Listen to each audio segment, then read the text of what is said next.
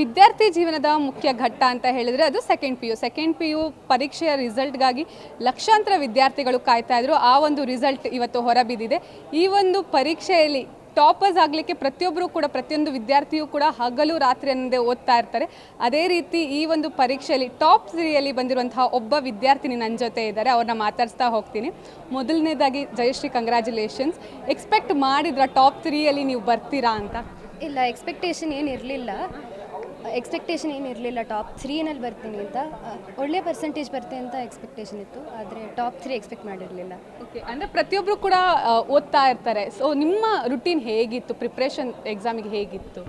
ನನ್ನ specific routine ಅಂತ ಇರಲಿಲ್ಲ. ನಾನು ವೀಕ್ ಸಬ್ಜೆಕ್ಟ್ಸ್ ಮೇಲೆ ಜಾಸ್ತಿ ಫೋಕಸ್ ಮಾಡ್ತಿದ್ದೆ ಆ್ಯಂಡ್ ಸ್ಟ್ರಾಂಗ್ ಸಬ್ಜೆಕ್ಟ್ಸ್ ಅಷ್ಟೇನು ಜಾಸ್ತಿ ಮಾಡೋದು ಬೇಕಿರಲಿಲ್ಲ ನನಗೆ. ಥಿಯರಿ ಸಬ್ಜೆಕ್ಟ್ ಸ್ವಲ್ಪ ವೀಕ್ ಇತ್ತು ನಂದು, ಸೊ ಅದರಲ್ಲಿ ಜಾಸ್ತಿ ಫೋಕಸ್ ಮಾಡಿದೆ.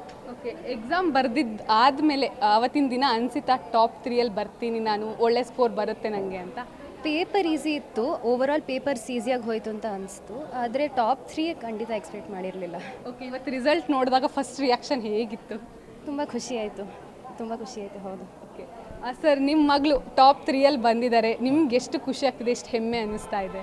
ಖುಷಿಗಿಂತ ಇನ್ನೂ ಅವಳು ಮುಂದೆ ಬರಬೇಕು ಅಂತ ಇರುತ್ತೆ. ಯಾಕಂದರೆ ಒಂದು ಮುಗಿದ ಮೇಲೆ ಇನ್ನೊಂದು ಹೋಗಲೇಬೇಕಾಗತ್ತೆ. ಸೊ ಇವಾಗ ಬಂದಮೇಲೆ ಒಂದು ಸತಿ ನಾವು ಟಾಪ್ 3 ಬಂದಮೇಲೆ ಇನ್ನೂ ನಮಗೆ ರೆಸ್ಪಾನ್ಸಿಬಿಲಿಟೀಸ್ ಜಾಸ್ತಿ ಆಗುತ್ತೆ, ಇನ್ನು ಮುಂದೆ ಹೋಗಬೇಕು ಅನಿಸುತ್ತೆ. ಬಟ್ ಅವಳು ತುಂಬ ಓದ್ತಾ ಇದ್ಲು, 1 ಗಂಟೆ 2 ಗಂಟೆವರೆಗೆಲ್ಲ ಓದ್ತಾ ಇದ್ಲು. ಹೇಳ್ತಾಳೆ ಓದ್ತಾ ಇಲ್ಲ ಅಂತ, ಬಟ್ ಓದ್ದೇ ಏನು ಮಾಡೋಕ್ಕಾಗೋದಿಲ್ಲ. ನಾವು ಓದಬೇಕು, ಅದೇ ಸಮಯಕ್ಕೆ ನಮ್ಗೆ ಆಶೀರ್ವಾದ ಬೇಕಂದರೆ ನಾವು ತಂದೆ ತಾಯಿ ಗುರುಗಳು ಅವರಿಗೆ ಒಳ್ಳೆಯ ಹೆಸರು ತೊಗೋಬೇಕು. ಅವ್ರ ಆಶೀರ್ವಾದ ಇಲ್ಲದೆ ನೀವು ಎಷ್ಟೇ ಓದಿ ನೀವೇನೇ ಮಾಡಿ ತಿದ್ದವ್ರು ನಿಮ್ಗೆ ನೀವು ಕರೆಕ್ಟಾಗಿ ಬರ್ದಿದ್ರೆ ಅವ್ರು ತಪ್ಪಾಕ್ಬಿಡ್ತಾರೆ, ನಿಮ್ಗೆ ಆಶೀರ್ವಾದ ಇಲ್ಲ ಅಂದರೆ. ಅದಕ್ಕೋಸ್ಕರ ಎಲ್ಲರೂ ಒಳ್ಳೆಯ ಜನ ಇರಬೇಕು. ಓದೋದು ಮಾತ್ರ ಮುಖ್ಯ ಅಲ್ಲ, ಒಳ್ಳೆ ಹುಡುಗರಾಗಿರಬೇಕು, ಮಾತು ಕೇಳಬೇಕು, ಎಲ್ಲರ ಮಾತು ಕೇಳಬೇಕು, ಮನೆ ಕೆಲಸ ಮಾಡಬೇಕು, ಮೇಸ್ಟ್ರಲ್ಲಿ ಇದಕ್ಕೆ ಕೇಳಬೇಕು. ಆವಾಗಲೇ ನಿಮ್ಗೆ ಎಲ್ಲ ಸಿಗುತ್ತೆ. ಸುಮ್ಮನೆ ಓದೋದ್ರಿಂದ ಎಲ್ಲ ಸಿಗುತ್ತೆ ಅನ್ನೋದಿಲ್ಲ. ಎಷ್ಟೋ ಜನ ಓದಿರ್ತಾರೆ ಪಾಪ, ಆದರೆ ಆ ಸಮಯದಲ್ಲಿ ಅವ್ರು ಬರದೇ ಇರ್ಬೋದು. ಅದಕ್ಕೆ ಕಾರಣ ಏನಂದರೆ ಅವ್ರಿಗೆ ಆಶೀರ್ವಾದ ಸಿಗದೇ ಇರ್ಬೋದು. ಅವಳಿಗೆ ಆಶೀರ್ವಾದ ಸಿಕ್ಕಿದೆ, ಮುಂದೆ ಬರ್ತಾ ಇದ್ದಾಳೆ. ಮೇಡಮ್, ನಿಮ್ಮ ಮಗಳು SSLCಲಿ ಟಾಪ್ ಫಸ್ಟ್ ಸ್ಟೇಟಿಗೆ ಟಾಪ್ ರ್ಯಾಂಕರು, ಹಂಗೆ ಸೆಕೆಂಡ್ PUCಲಿ ಟಾಪ್ 3 ರ್ಯಾಂಕ್ ಬಂದಿದೆ. ಇದನ್ನು ನೋಡಿ ನಿಮ್ಗೆ ಎಷ್ಟು ಖುಷಿ ಆಯ್ತು? ನೀವು ಯಾವ ರೀತಿ ಸಪೋರ್ಟ್ ಮಾಡ್ತಾ ಇದ್ರಿ? ತುಂಬ ಖುಷಿ ಆಯಿತು. ಹೇಳೋಕ್ಕೆ ಆಗದೇ ಇಲ್ಲ. What is inside the heart, it's unable to say out of words. It's because of the ತುಂಬ ಬ್ಲೆಸ್ಸಿಂಗ್ಸು, ಅವರು ಟೀಚರ್ಸ್ ಅವ್ರ blessings.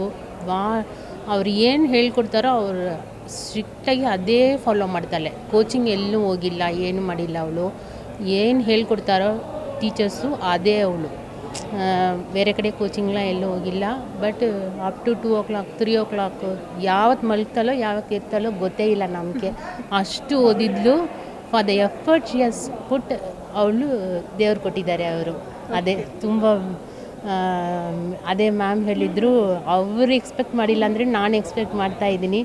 From the beginning first ಸ್ಟ್ಯಾಂಡರ್ಡ್ನಲ್ಲಿಂದು ಟೀಚರ್ಸ್ ಹೇಳ್ತಾ ಇದ್ದಾರೆ ಅವಳು ಖಂಡಿತ ಸ್ಟೇಟ್ ರ್ಯಾಂಕ್ ಬರ್ತಾಳೆ ನೋಡಿ ಅಂದರೆ. ಫಸ್ಟ್ ಸ್ಟ್ಯಾಂಡರ್ಡ್ನಲ್ಲಿಂದ ಹೇಳ್ಕೊಂಡು ಬರ್ತಾರೆ ಟೀಚರ್ಸು. ಆವತ್ತಿಂದ ಅವರು ಅಷ್ಟು ಚೆನ್ನಾಗಿ ಓದ್ತಾಳೆ. It is because of the 99% teachers. ಅವರು ಅಷ್ಟು ಚೆನ್ನಾಗಿ ಹೇಳ್ಕೊಡ್ತಾರೆ. ಬರೀ ಕ್ಲಾಸಲ್ಲಿ ಕಾನ್ಸಂಟ್ರೇಷನ್ ಮಾಡಿದರೆ ಸಾಕು ಮಕ್ಕಳಿಗೆ, ಅದೇ ಸಾಕು. ಸೆಪ್ರೇಟಾಗಿ ಓದೋದು ಬೇಡ, ಅಷ್ಟು ಚೆನ್ನಾಗಿ ಹೇಳ್ಕೊಡ್ತಾರೆ ಟೀಚರ್ಸ್. ಬ್ಲೆಸ್ಸಿಂಗ್. ನಿಮ್ಮ ಮಗಳು ಮುಂದೆ ಏನಾಗಬೇಕು ಅನ್ನೋದು ನಿಮ್ಮ ಕನಸಾಗಿದೆ ಮೇಡಮ್? ಫಸ್ಟ್ನಲ್ಲಿಂದ C ಆಗಬೇಕು, ಆಡಿಟ್ರ್ ಆಗಬೇಕು. ಅದೇ ನನ್ನ ಕನಸು. ಅದೇ ನನ್ನ ಮಗಳು ಆಗಲೇಬೇಕು ಅಂತ ಅದೇ ಫಸ್ಟ್.